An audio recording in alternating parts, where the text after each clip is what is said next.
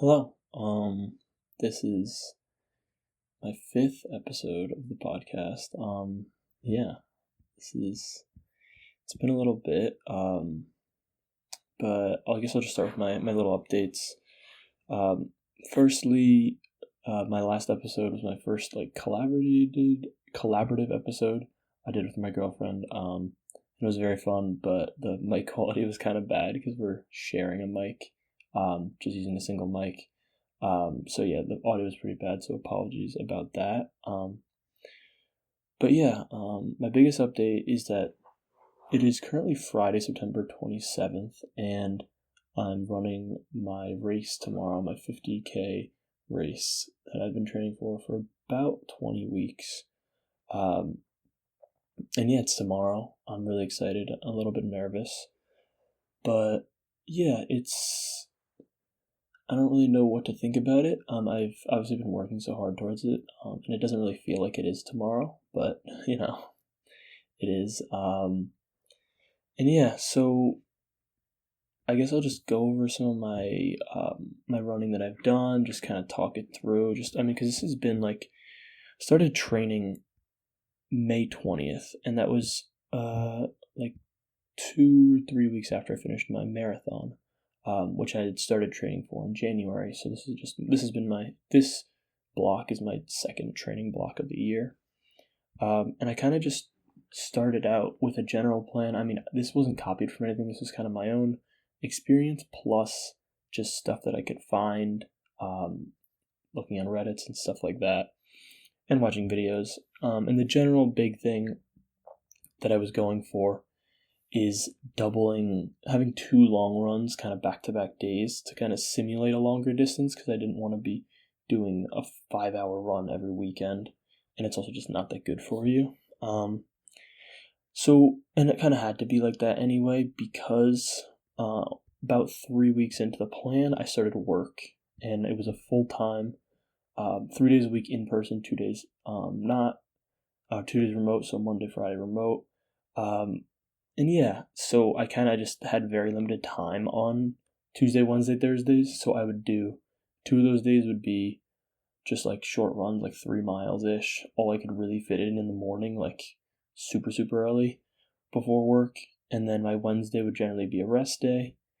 And so starting out, my general week structure would kind of be decent distance run on Monday, would be around 8 miles. And then Tuesday, Wednesday, Thursday is that stretch of just like 2-3 mile days. And then the Friday would be a longish run, generally would be 8 to 10, 11 miles, and would start to build up. And then Saturday started out at 12-ish, but then just kind of continually built up. Obviously there were little bits of hiccups where I couldn't get everything like perfect, but my weekly mileage was starting out at around 30, and I was doing a kind of 2 weeks increasing, 1 week decreasing kind of model. And then I just kept going through the work. I was expecting myself not to be able to handle this, honestly, with the amount of work that I was doing and the amount of hours in a day. But I was able to do it, and my mileage just kind of kept building, was getting into the 40s. And then I went on vacation to Long Beach Island, early July, so it was actually nice because I was able to get more running done, but wasn't able to get any elevation in, which was a little bit of a challenge because that is a key part of my plan, because this is a trail race and there is elevation involved. So yeah, it went well. I kind of was just continuing I was doing a 5 or 6 days running generally. It started to work better with 5 days as I got later on because it was getting a little bit more intense, but still working out on the other days if I could. Just kind of continually building up the mileage into the high 40s, then going back down. And then I went to Aruba, which was great, but obviously it was insanely hot, so the training was just like a different kind of training, which was nice. It was a little switch up in environment. But yeah, I was able to get good mileage in there because obviously I wasn't working. Work was over at this point. So I got 2 50-plus mile weeks in, the beginning of kind of my peak training into those 50s. Then moving into school, my first real peak week. My first, I guess, like 2 kind of peak weeks. But my most I ran in a week was 61 miles. which culminated with a 13-mile on Friday, and then a rest on Saturday, and then a 21 on Monday, on Sunday. So kind of just having a lot in that short period, and then that Monday also having a 10, so kind of over 4 days that was around 45 miles, so it really was a good test. And then obviously being at school, alcohol does play a role. I was trying to limit, but there was a couple nights where I would drink, and then it would just be, obviously I wouldn't be doing my super long run that day, so it would had to move around the schedule a little bit. But then I stopped drinking on September 7th. Just wanted to give myself the 3 weeks because I had, before my marathon, I had drank like the weekend before, and I still didn't really feel 100%. But yeah, and then these past like 2-ish weeks I've been tapering, so just less running, really ramping down the mileage and just letting my body recover. And yeah, so it was generally 10 hours a week, kind of between 9 and 11 hours a week of running, mixing in with some other like biking or sometimes a gym. But yeah, and it's been a little weird with the taper, like just running a lot less. It's weird because I had so much extra time in my schedule, and it's like I don't like intentionally not running. Like I like being active. I like running every day, or most days. So I've seen it described as like taper tantrums, which I definitely kind of feel because it was a little bit challenging because I am so used to it. It's so ingrained in my schedule, and like I get a lot of like joy out of it, and it's like it's just something I like to do. So like biking at the gym just doesn't do the same for me. But yeah, I mean it is. You kind of have to do it to build into a race. But yeah, then moving into school, I've just been busier than I've ever been in a semester, which is surprising because I'm taking one less class than usual.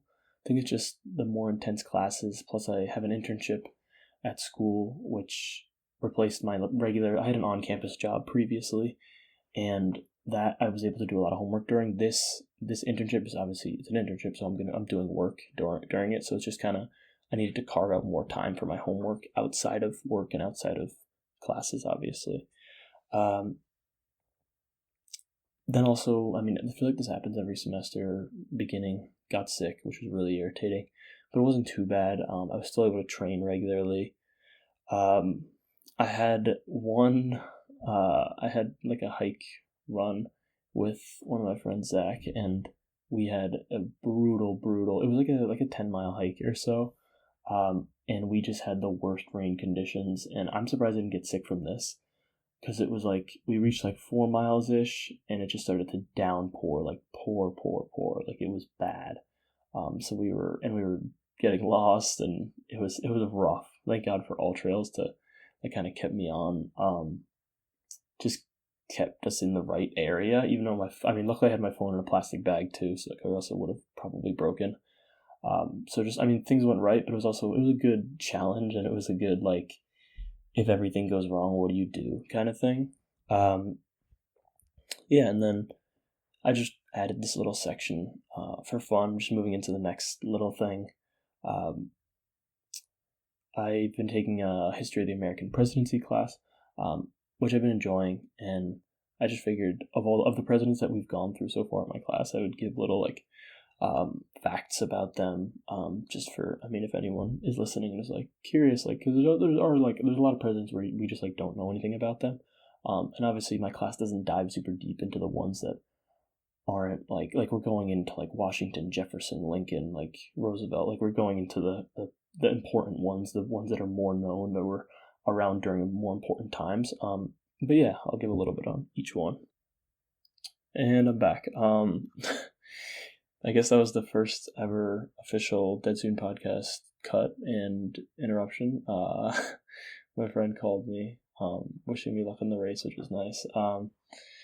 But yeah, I was just talking about the presidents, and I'll go through my facts on each. They kind of range from like, some of them are like deeper, and then some of them are just like random things about the actual person. The first one for George Washington is that he didn't shake people's hands. He like bowed instead. Like he thought it was below the presidency to shake hands. I think this is like I feel like I've heard that he was a little bit of a germaphobe, which is a part of it, but then also I think this is just like a time period thing. that maybe shaking hands was seen a little bit differently. And also, during this time, people wanted a president that was kind of like above them in a way, at least for him. Like, he was kind of like this mythic figure where, like, people knew, like, they weren't voting for him because it's like, oh, I'm just like him. They're voting for him because this guy is like, he's something that is unlike anybody else. My second, John Adams. He is what people call a third-term understudy, which I think is a really interesting concept. And he was obviously the first third-term understudy, which is basically they follow a popular two-term president. They're their vice president, but they're usually missing a key quality. Usually it's charisma. In a lot of these cases, that they're appointed, not elected, so they're chosen by the president and they're chosen into a lot of their roles rather than being popularly elected. So they're missing a little bit of that personality factor. And they also inherit issues from the previous president. So the previous president was popular, but then a lot of these things take time to catch up. So they just inherit issues from them. Next is Jefferson, which this is just an interesting, like, big picture political thing, not even just America. But this is a very rare moment because it was a peaceful transfer of full power from an opposing politician to a new, like, kind of regime. And it didn't face any difficulty. It happened, and it was after Adams had been, Jefferson won the election over Adams, and Adams only served one term, so it wasn't like he was retiring. The next, Madison, he was president during the War of 1812, and this is when Washington, D.C. was invaded, which is the only time it's ever been invaded. And the White House was burned down. I know there's a famous story of, like, his wife saved the huge painting of Washington. I don't really know the details of it. But next, James Monroe. I didn't really have anything written down from in class. But I did, like, I kind of just, like, I saw somewhere that he was a law apprentice of Thomas Jefferson, so kind of interesting. He's one of the first presidents that, like, kind of just no one really knows. Like, those first four, like, people can generally name. The next is John Quincy Adams, obviously the son of John Adams. My interesting fact is that he declined a seat on the Supreme Court in 1811. I also believe he was very politically involved after his presidency, which is kind of abnormal, big picture. But next I have Andrew Jackson, who is a very, very important president who I might even have an episode on in the future because I found his presidency so interesting, and I read a book about him separately. But he was the first president to use the presidential veto for, like, a political manner. Like, previously to him, all the presidents used it only if they believed something was unconstitutional, where he was the first person to use it just because he thought it wasn't good for the country. And this was the bank veto for the National Bank, which I'll dive into if I do another episode. Then Martin Van Buren, he was a third-term understudy again. That follows that same exact pattern. And he inherited the first major economic depression, which was from that bank veto, from Jackson shutting down the bank. Next is William Henry Harrison. This is we're getting into, like, the era of, like, nobody knows any of the next, like, 8 presidents. But this was the shortest ever presidency. He died from getting sick from doing an insanely long inauguration speech while it was raining, which is just insane. The next is John Tyler. And this one is, I mean, it's obvious, but it's just interesting. He was the first vice president to succeed the president. So the first president that wasn't elected into the presidency. Then we have James Polk. He declared he would be a one-term president before he even ran, and he actually followed through with it, which is very rare and interesting. Next, Zachary Taylor. So he died in office. He supposedly died from cholera due to bad conditions in Washington and in the White House. But there's also, like, theories of, like, it's like he's had, like, some gastro issues. And also I saw something that he was poisoned. Don't think there's any substance to it, but it was just interesting. Because obviously this was a controversial time in the country. But next, Millard Fillmore. He was the last president to not be a Democrat or Republican. He was a Whig, which the Whig Party did kind of transition into the Republican Party, but it is still interesting that he was the last to be officially a Whig. Then we have Franklin Pierce. This is a sad one, but all 3 of his kids died before age 12. I remember listening to I used to listen to this podcast that would go through all the presidents, and I remember I believe it was him that it was kind of like, I mean, who wouldn't this destroy? But it really destroyed him as a person, which, I mean, yeah, it makes sense. And James Buchanan, he was the only bachelor president, which is pretty interesting. And I believe he remained a bachelor his whole life. But yeah, that's my little section. I'm just gonna do that whenever I have an episode to just run through them, all the people that I've learned about thus far. Following Buchanan is Lincoln, but we just started going over him in class today, and he's such a big one that I want to know everything before I put him into an episode as a little fact. But yeah, I'll move into my next little thing. I kind of just have random stuff written down. This is kind of just the format of how I do it. But just my gratitude of the day. I mean, I made it this entire training block, 20 weeks without getting injured, which is awesome. Most people get injured pretty frequently as runners.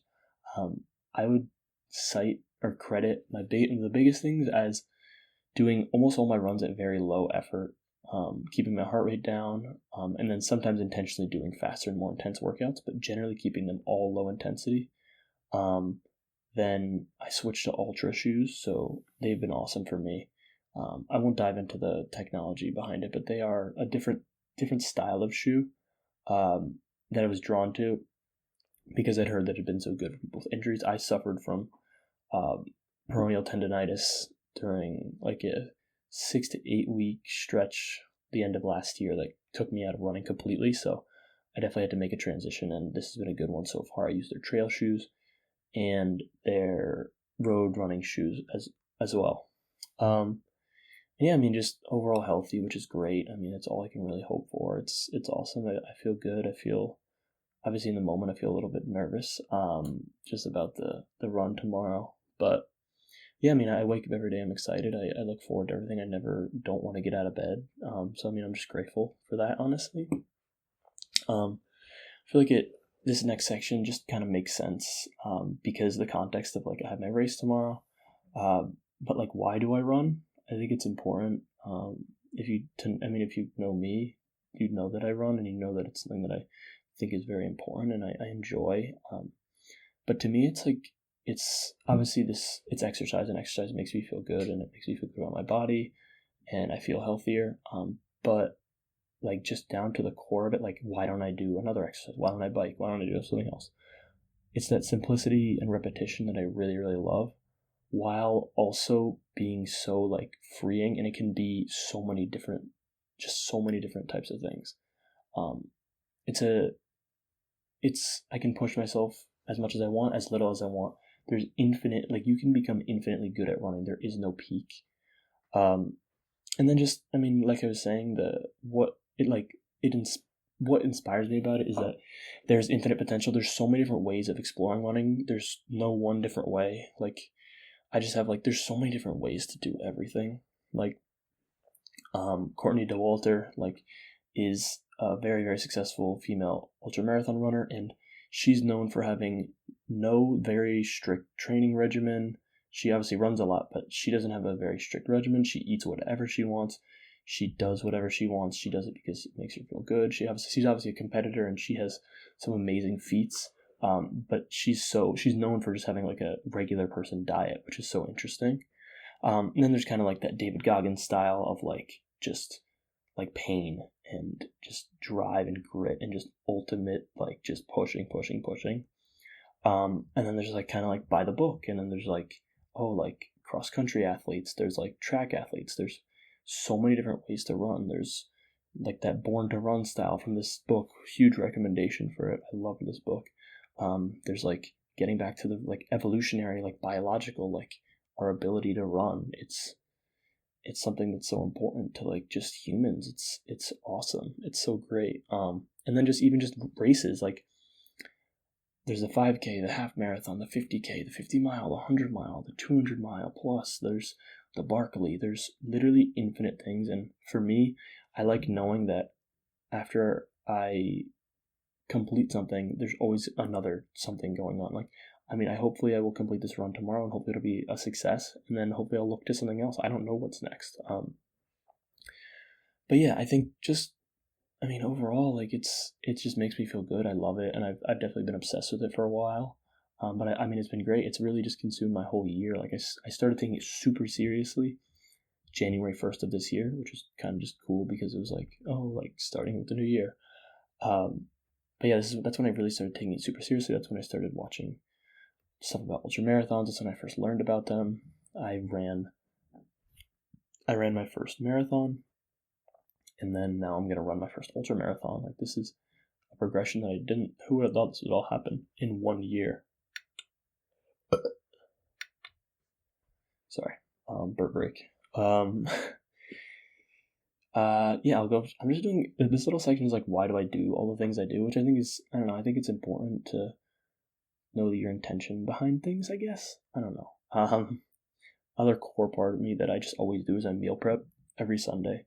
I was doing it all throughout the summer, for work, but then now at school I do the same thing. I eat the same thing.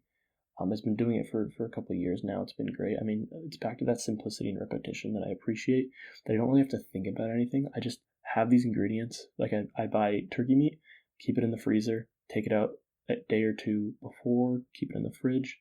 Then I have frozen vegetables, I make those. Then I make rice in my rice cooker. Same exact thing every time. I don't even have to think, and I know I enjoy it. And it's like what me and Jules were talking about last episode, like, kind of like, if you know you like something, just keep doing it, as long, obviously, to a certain extent, as long as it's like good for you and blah blah blah. But like, it's like with clothes, like, it's like, if you like wearing something, just wear it. Like, no one really cares that much, really. Just keep doing it. And it's like, I've never been the best about healthy eating, so it's an easy way for me to get healthy foods in. Then I can be like, at least this one meal, I'm getting my vegetables in. And it keeps me on a schedule. Like, I do the same thing. I like being in a routine. It's definitely become a big part of me. Like, I like being in school. I like having my routine. I do it every Sunday, meal prep Sunday. Yeah, I mean, it just keeps me feeling good. And I guess my next one, this one could probably be a bigger rabbit hole for me, but like, why am I at school / still at school? I mean, it's been great. Everything, the program, the professors have been amazing. I feel like I've grown so much. I feel like I'm a totally different person from where I was entering freshman year. I would hope other people agree, but I know within me that I am so different than I was back then. I think I'm so much more confident. I think I love myself. Everything about me, I do enjoy myself better, and I'm happy. Like, that's really it. I'm happy, and that's the most important thing. And yeah, I mean, I'm doing this. I never thought I'd be recording this. I do need to actually. I'm gonna at some point just tell people that I have it. I feel like it's, now that I've been doing it for a little bit, I'm more comfortable with it. And yeah. I mean, I'm happy with school. I'm happy with everything. I'm a senior. It's crazy. Then to a less serious topic, why do I still play Clash of Clans? This is another core part of me.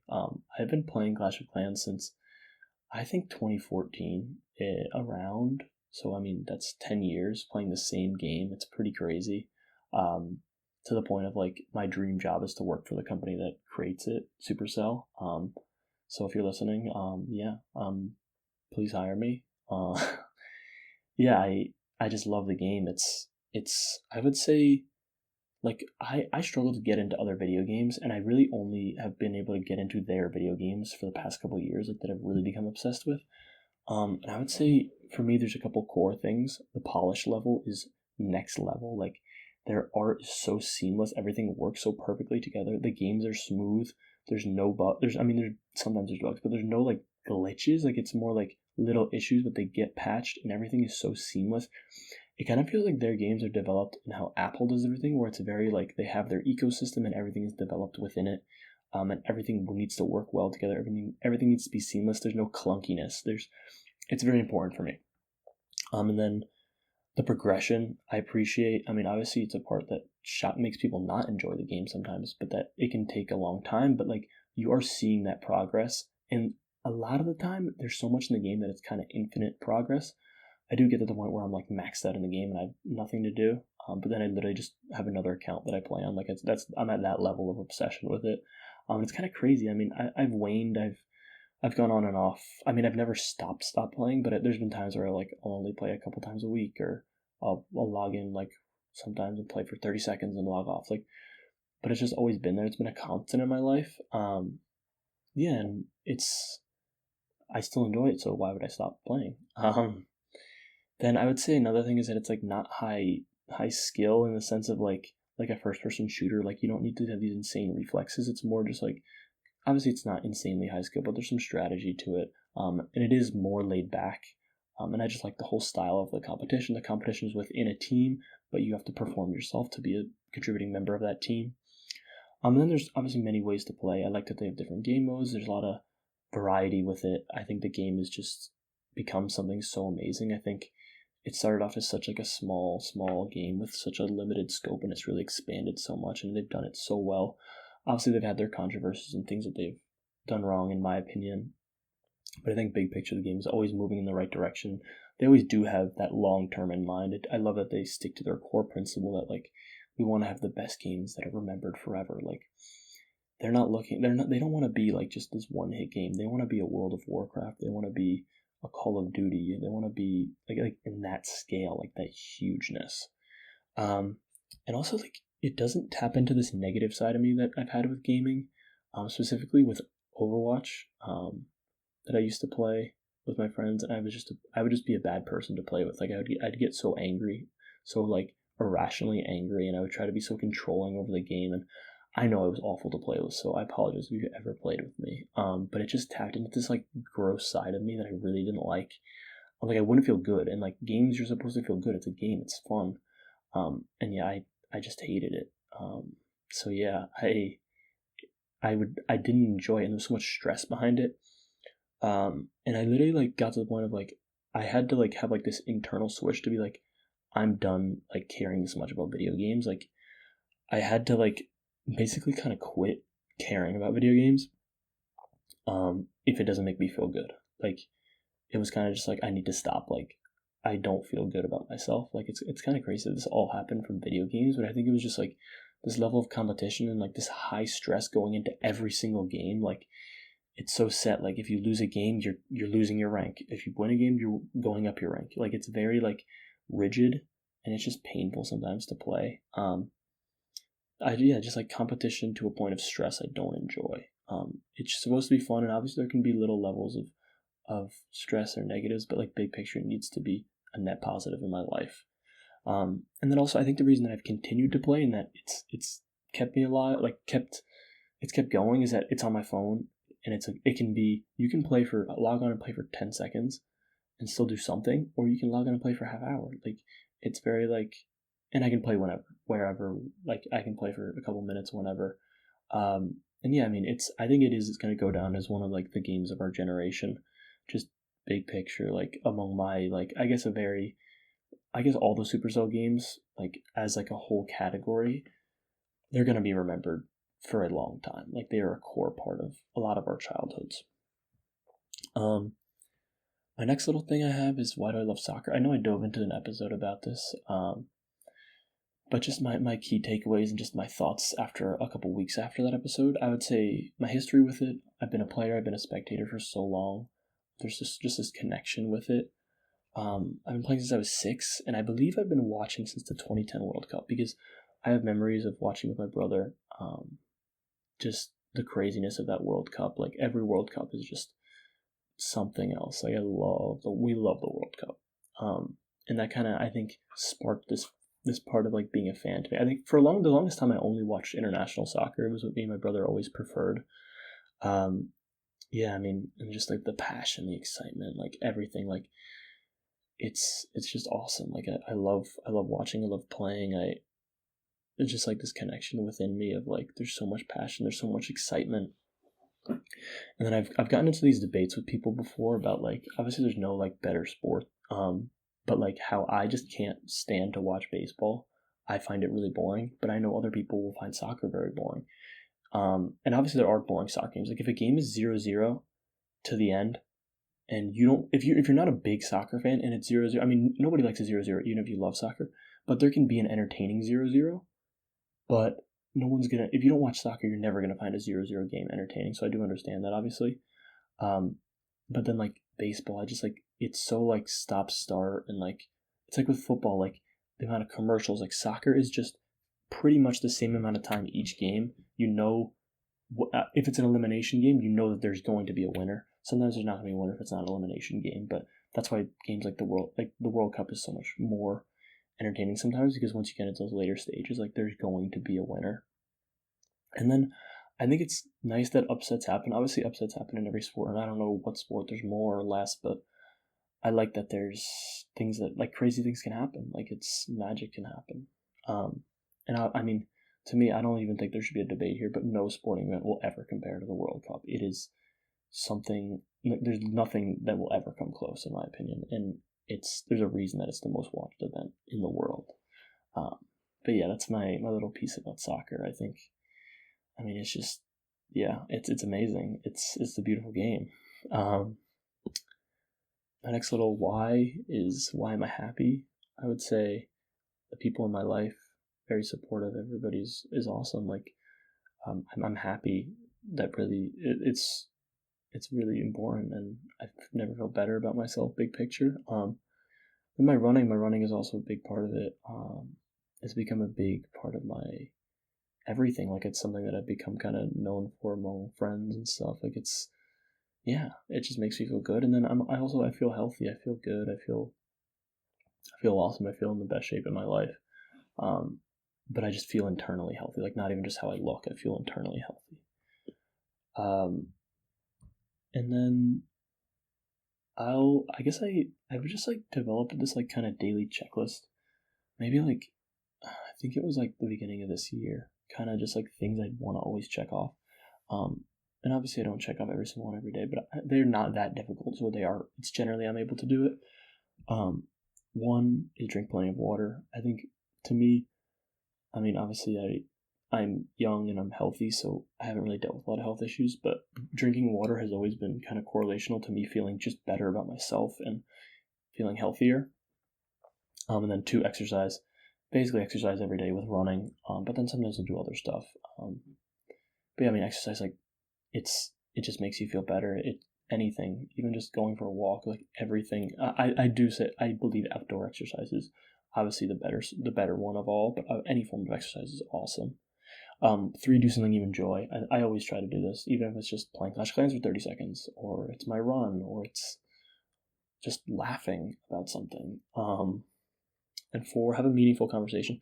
This is probably the only one that's, like, super hard, because sometimes you just don't, but at least having a conversation with somebody is awesome. Like, it makes you feel good, and connecting with someone. I would say just connecting with someone can be number 4.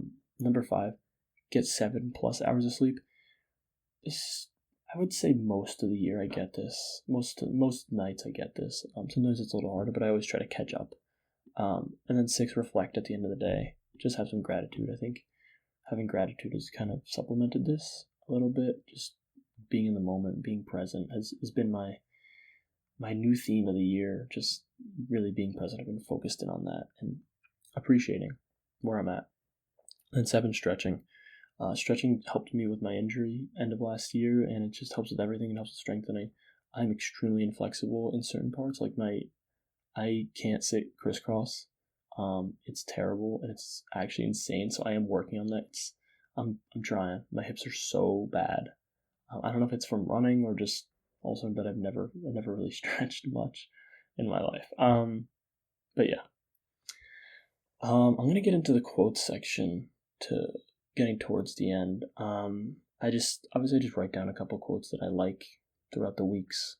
And this one, so Cristiano Ronaldo started a YouTube channel, and he posted, like, some interviews that it was like an interview with another player, Rio Ferdinand.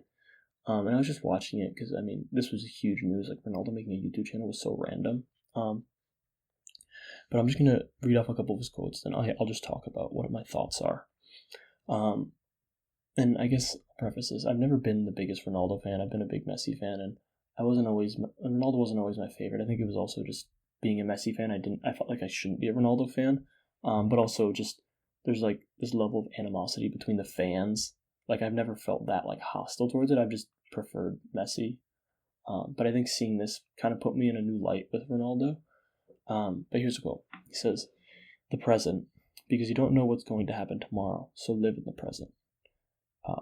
this connects to that, like, Michael Jordan quote, like, that, like, he basically, like, wins a championship and gets asked, like, so what's next? He's like, just live in the moment. Like, that, this resonated with me just because I've been really especially trying to live in the moment more, just as of recently.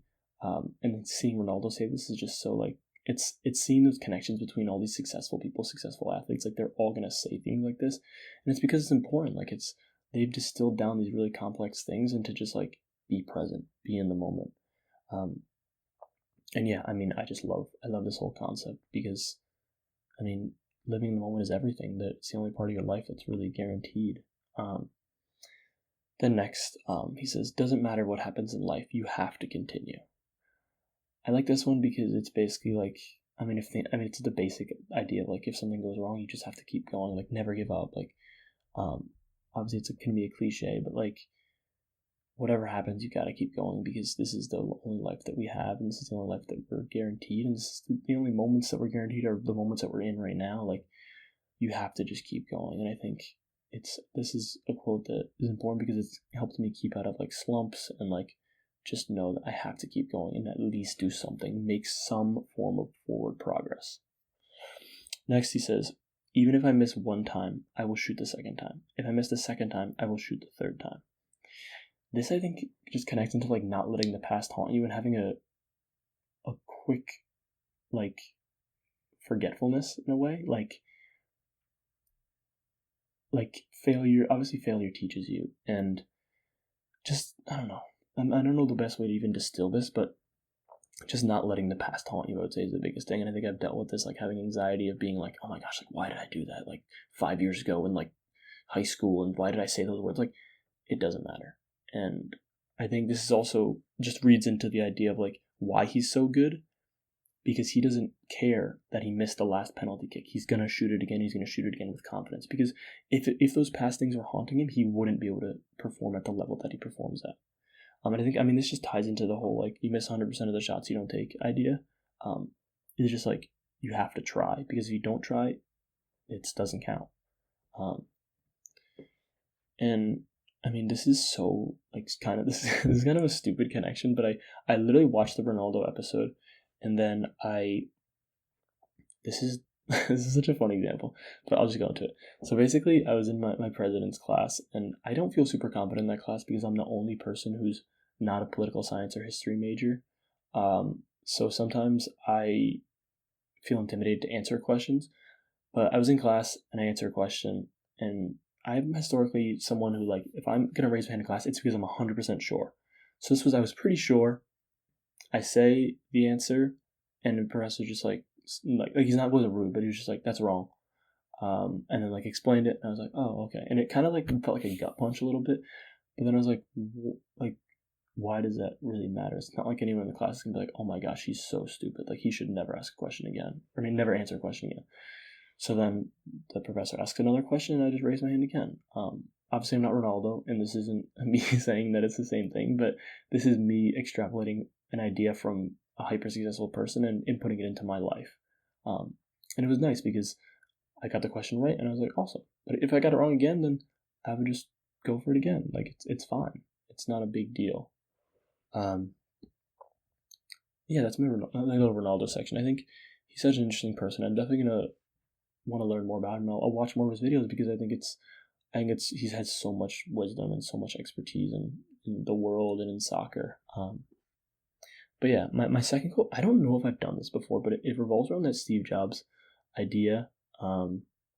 Just like him as a concept, like all his just golden quotes. But this is from a book called Talk Like Ted. And it says, Smith agrees with Jobs, but believes the advice often falls upon deaf ears.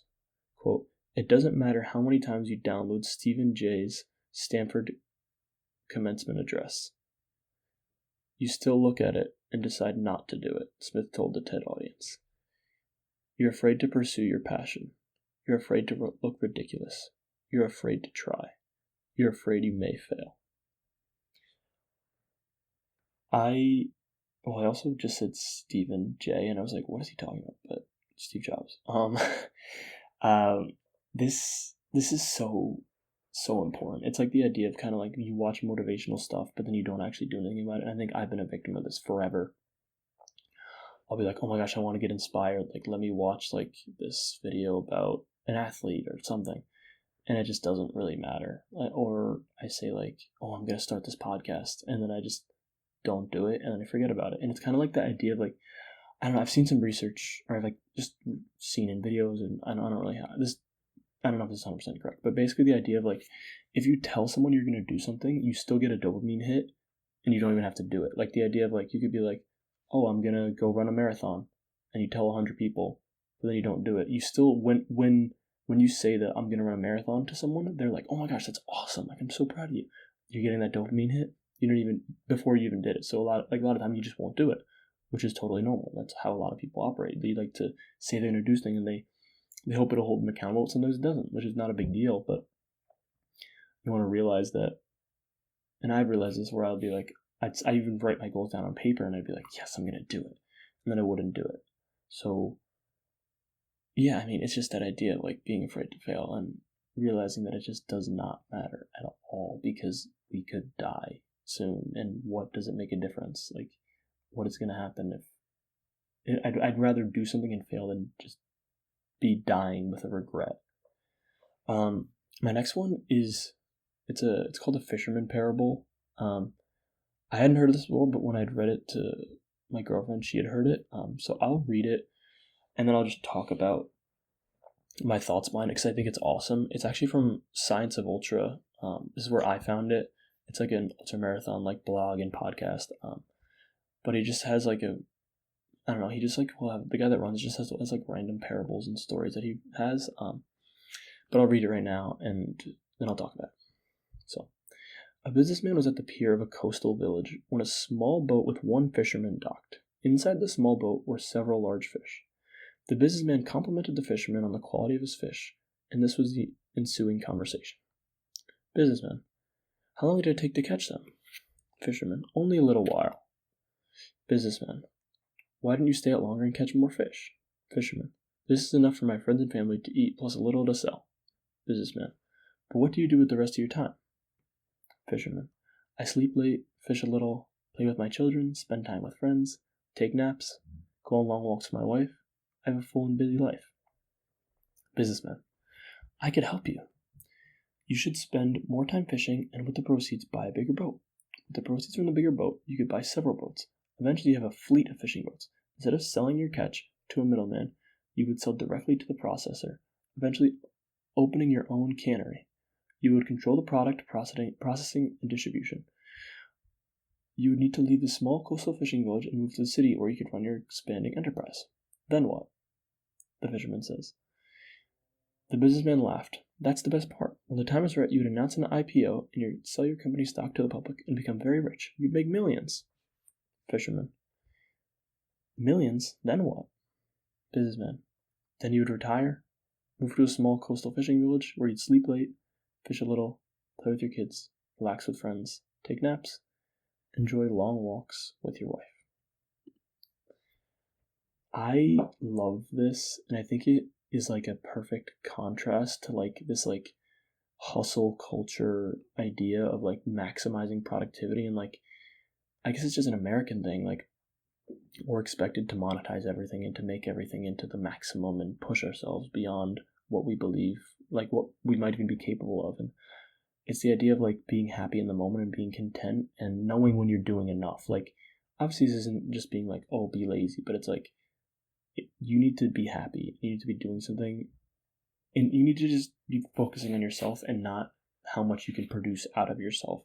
I just really appreciate it because it's kind of just like knowing that there is a limit to things and not just infinitely pursuing and being like pursuing this career, money, and then you don't even get to enjoy the money. You don't even get to enjoy the career if you're so locked in and so focused and so maybe even not happy, just pushing for something that you're like, oh, it's going to get better, it's going to get better, it's going to get better. But knowing that getting to a point where you're in balance and in control, I think is important. Yeah. I just really like the whole story. I don't think I even put it into words, my proper analysis of it, because I'm kind of just going off the dome. But I think it's great, and it really resonated with me. Then my wrapping up, my last quote. This isn't a direct quote, but it's from so Lazarus Lake is the creator of the Barkley Marathons. If you don't know what that is, watch the Barkley Marathons documentaries on YouTube. I am begging you because they are fantastic. But he basically says he gets asked like what. So he does a bunch of races. He does the Barkley, he does the backyard ultras. He does a lot of stuff. And he's asked, "What's your favorite race to plan, or what's your favorite race?" And he says, "Whatever I'm planning next." And I just love this because I think it's just like, obviously it can be like shallow in the sense of like you're like, it can maybe not seem like a deep answer initially because it can be like he's just saying like, oh yeah, like whatever I'm focused on, like, but it's like really just that the idea of living in the moment, being fully present and appreciating what's happening. I think it's awesome. I think it's like if someone asks you like, what's your favorite day of the week? I mean, I wouldn't say this, but I want to get to the point where I'm just like, today or tomorrow, like whatever, like the next day, and just keeping that forward progress and just appreciating what's happening. Because if someone was to ask me today or if someone asks me on a Monday, no one likes Mondays, but like, what's your favorite day of the week? And I say Friday, am I just living to survive until Friday and enjoy the Friday and the Saturday and then hating the rest of the week? No, I want to enjoy every day of the week. I want to enjoy all of it. I want to love my life. Yeah, that's my last quote. And this episode has been, I don't know, I felt kind of weird throughout this whole episode. I don't really know why.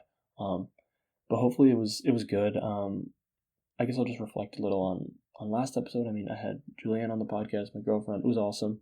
I love talking to her. I hope eventually I have 2 mics. Just can't afford the setup right now. But I mean, most of my stuff is going to be solo at this point because I want to just like get my sea legs. I don't know, my coach used to always say that. Yeah, I really enjoyed the episode with her, and obviously I could do 1 mic with her because we were just like sitting directly next to each other. But if I'm interviewing someone that I don't know, then I'm obviously not going to do that. That's why I want to have more mics. And but yeah, I mean, this is number 5. This is the halfway point of my goal of 10 by the end of the year. I think I'm doing decent. Obviously, with school it's a little difficult. But during breaks I'll definitely probably pick them up and do a little bit more. But yeah, this was episode 5. This, my second episode at school? 3rd? I don't know. I think 2nd. But yeah, I have my race tomorrow. I'll definitely do a podcast just unpacking the race as a whole. But it is 4:40 p.m. right now. I will be waking up at 4 a.m. tomorrow. And then I will be trying to leave the house before 5. To get there around 6:15, and the race starts at 7. My goal is, let me actually do the math on what my exact goal is, because I don't really know exactly the time I'm gonna run. My overarching, like, if everything is going perfectly, it would be, let's see, if everything goes perfect, a little bit over 7 hours would be awesome. But I just want to finish. I don't care about the time. If I somehow get under 7 hours, then that's going to be insane and amazing. But yeah, thank you to everyone who's supported me through this training and been so kind. And yeah, I mean, I know it takes up a lot of my time, but it makes me happy and it makes me a better person. And I'm proud of where I am. And yeah, life's good. I'm excited. I'm nervous. I can't wait for whatever is going to happen because I know nothing ever goes right in a race like this, and I'm ready for that. I will be channeled, and I will be living in the moment. I'll be so ready, and it'll be an adventure because it's going to be hours out there. But yeah, this is the end of the episode. Thank you for listening. If you did, if you have any ideas for episodes or comments or anything, you can text me because you probably have my phone number if you're listening to this. If not, then that's awesome. Maybe you can leave a comment or something. I don't know. I will, by next episode, tell people that this exists. That is my goal. More people. All right. This is the Dead Soon Podcast. Thank you.